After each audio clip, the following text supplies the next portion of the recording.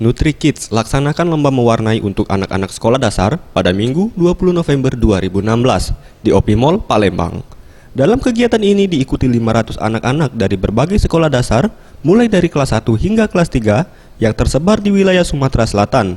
Peserta ini sudah disaring dari 15.000 peserta yang telah ikut dalam lomba mewarnai.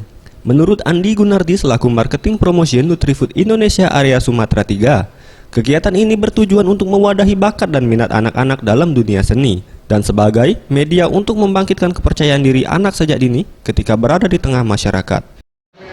Oke, harapannya NutriKids Festival ini menjadi wadah untuk adik-adik khususnya kelas sekolah dasar mendapatkan wadah untuk mengeluarkan bakat-bakat mereka khususnya di mewarnai.